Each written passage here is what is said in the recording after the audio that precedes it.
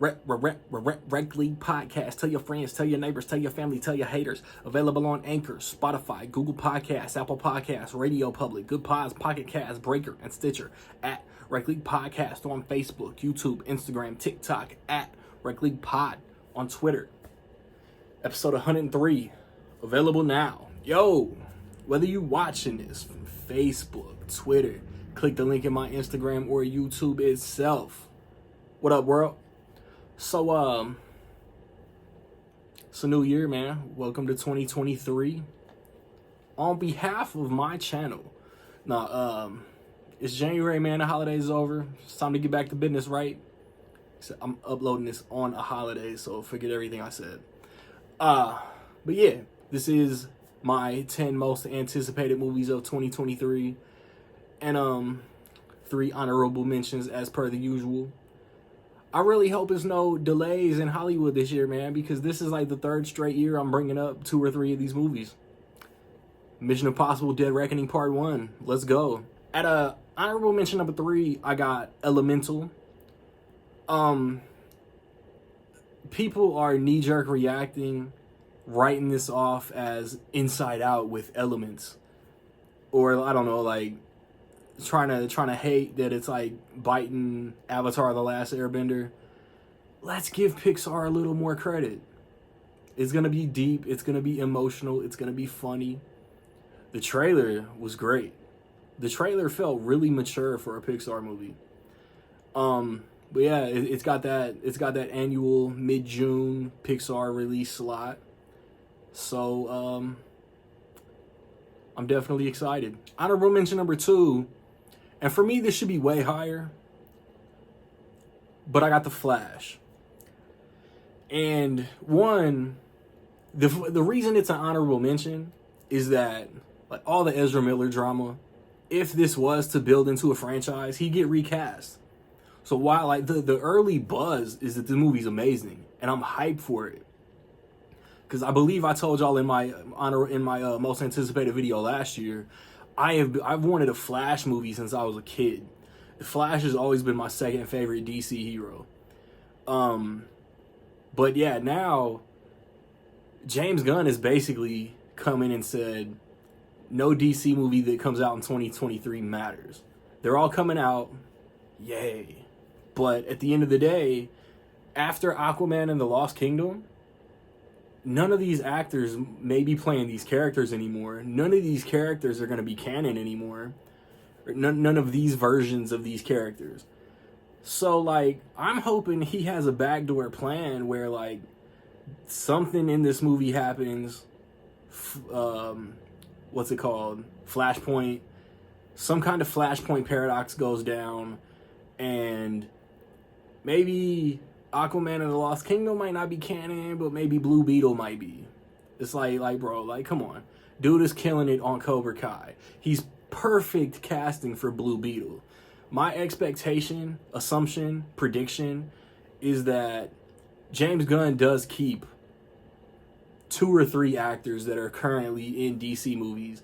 Man, I can't say his name, man. Dude from Cobra Kai. I think he'll stick around even if we don't see him for another 5 years. Because I hate to keep talking about this, but this is the landscape of DC films right now. James Gunn has been hanging out with Kevin Feige for 10 years. Kevin Feige has built up a successful cinematic universe. So whenever James Gunn gets his version of DC films, DC Studios rolling, the DCEU, whatever he might title his universe, he's going to start Superman, Batman, Wonder Woman, Flash, Green Lantern, Aquaman, Martian Manhunter. He's going to build up the Justice League we know and then get the obscure Blue Beetle, a la Guardians of the Galaxy. Whenever he wants to bring back The Rock, we'll get a Black Adam and Shazam and all of that. Hopefully Zachary Levi sticks around.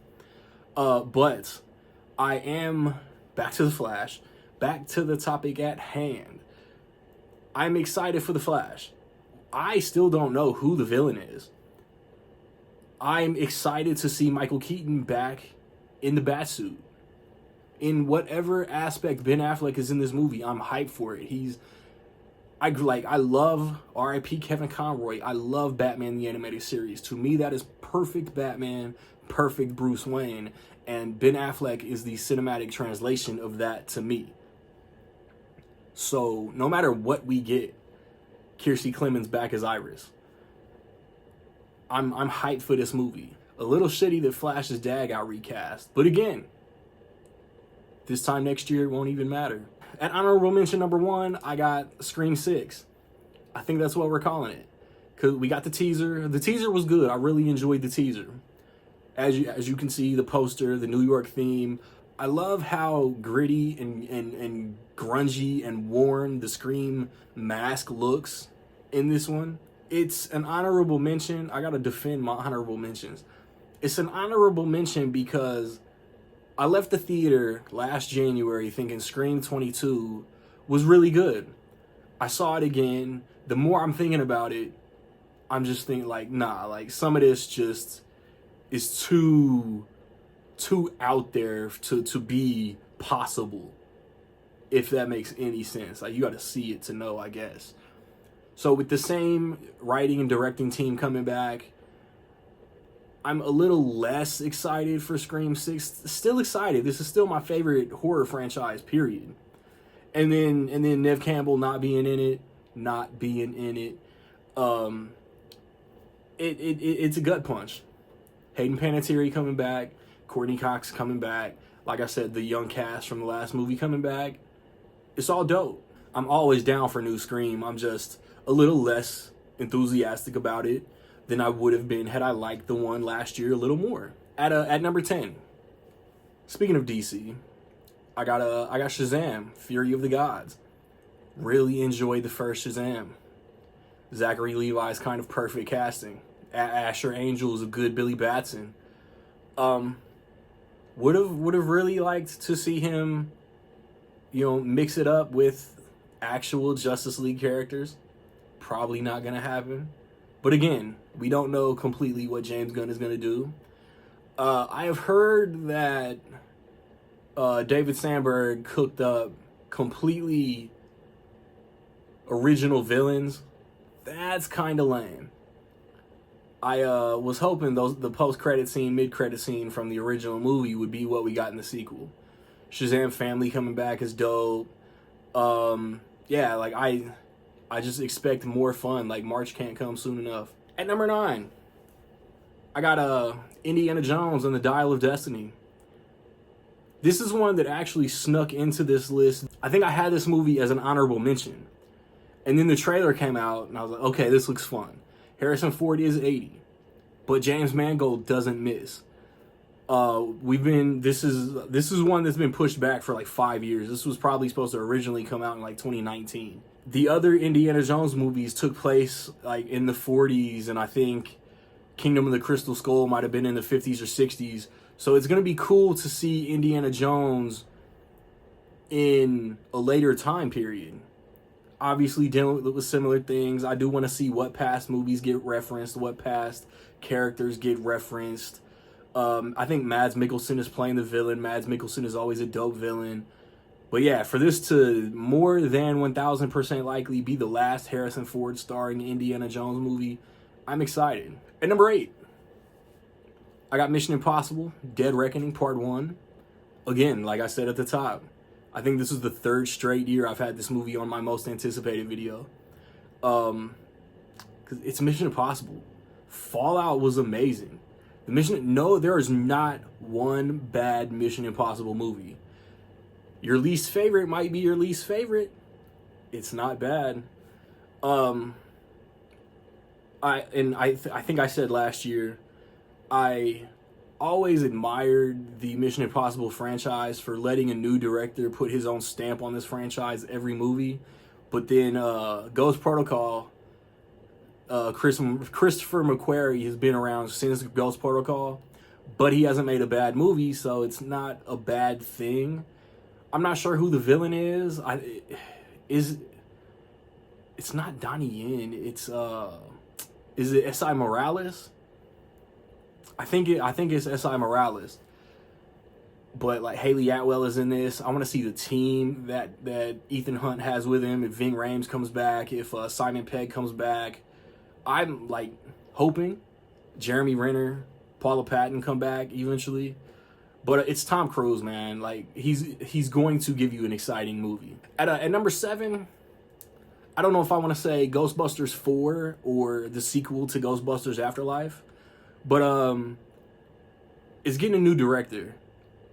It's not Jason Reitman. Most of the cast is coming back, as far as I know. Paul Rudd, Finn Wolfhard, McKenna Grace. I'm sure if the kids are in it, Carrie Coon's got to be back, right? It comes out next December, so I don't know anything about it. I absolutely loved Ghostbusters Afterlife. So whatever they do next, I'm excited to watch. At number 6, another movie that I have no idea what it's about. It's just a franchise. That's Teenage Mutant Ninja Turtles, Mutant Mayhem. It's got Seth Rogen involved in the writing. He grew up in the 80s, so he's got to be a fan of the original Teenage Mutant Ninja Turtles. I'm not saying that's what we're going to get, but whatever we are getting, I'm excited to watch. It's going to be animated, so it's not a sequel to it's not canon to the 14 movies. I'm pretty sure it's not canon to the 1990 movie, which has an animated movie in that canon, in that timeline. I think it's a reboot. It's animated. I don't know who's voicing what characters. I don't know if Shredder's the villain. I want like Baxter Stockman, Rat King, Pizza Face, Leatherhead. I want those villains, but like you kind of always got to start with Shredder, don't you? At number 5, I got AntMan and the Wasp, Quantum Mania. Paul Rudd double dipping on this list. Look at that. I dug this trailer. It seems a little more serious than the first 2 Ant-Man movies.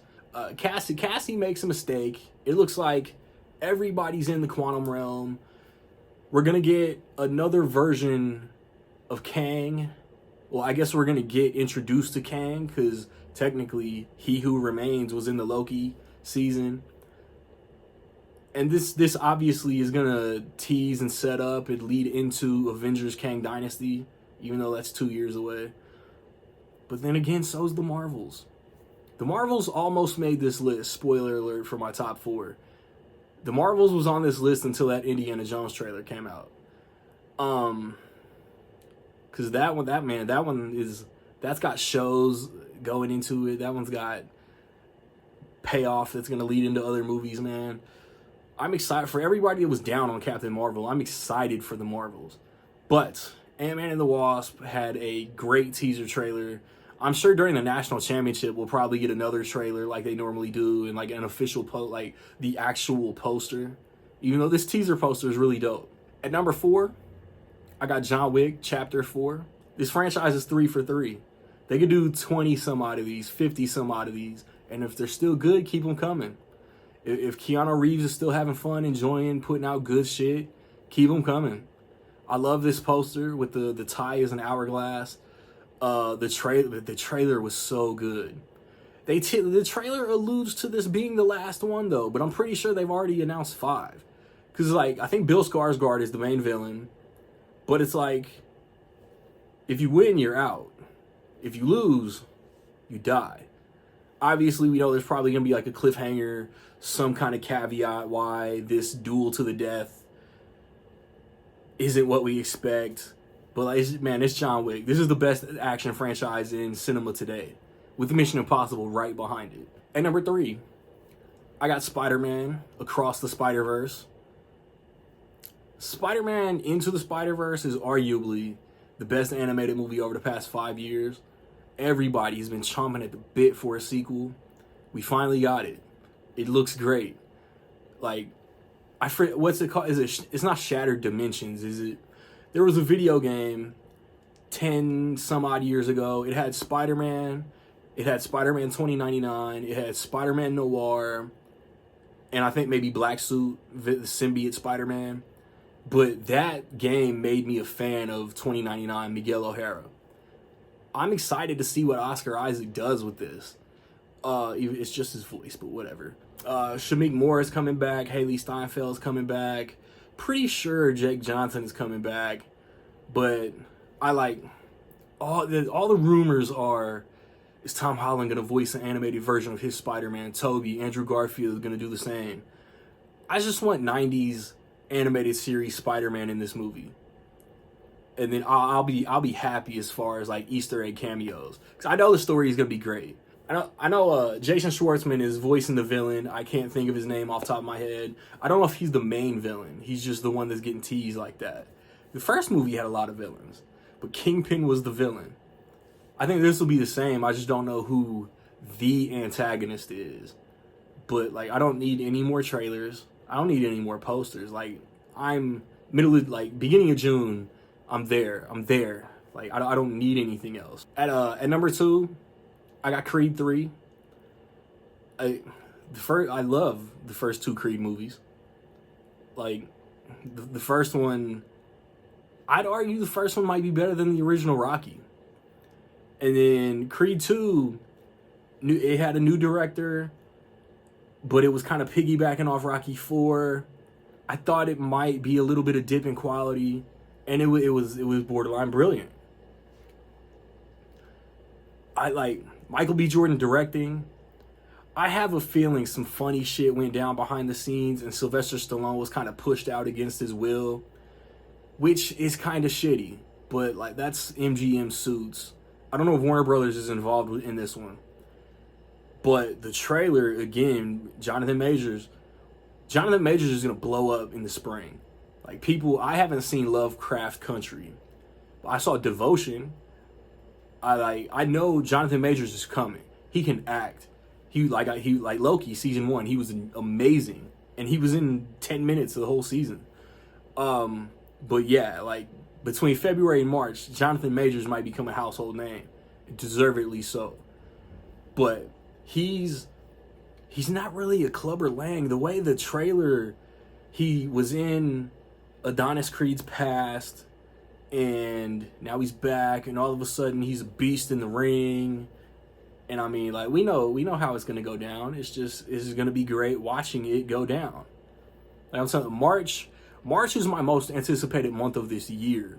But my most anticipated movie this year is Guardians of the Galaxy Volume 3. James Gunn's last movie with Marvel. A lot of these characters' last appearance in the MCU, I'm assuming. The trailer looked painful. Like, the Guardians are gonna go through it. I have my guesses, but there's one character that I think the majority of fans think is done. Yeah, man, like, Guardians of the Galaxy was the first risk Marvel really took, and it paid off tenfold. The sequel is, in my opinion, almost just as good. But if this movie is as good as I hope it to be, like, we're in Phase 5 now. We can forget about Phase 4. The MCU's in Phase 5 now. AntMan could have a very, very strong trilogy. People try to slight Ant-Man and the Wasp like it's not good, but it really is. Guardians of the Galaxy could compete with Captain America for the best trilogy in the MCU. It really could. There's so many characters. Like, Peter Quill, Gamora, like don't we want to know if that pays off, what happens with them? Drax, Mantis, and there's new history with Mantis. The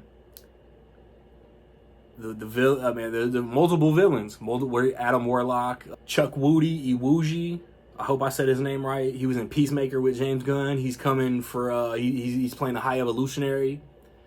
Yeah, multiple villains, man. Like, there's gonna be a lot on the line in Guardians of the Galaxy Volume 3, and obviously I'm more excited for this movie than anything else this year. Let me know some of the movies that y'all excited for, man. I know we got new Wes Anderson coming.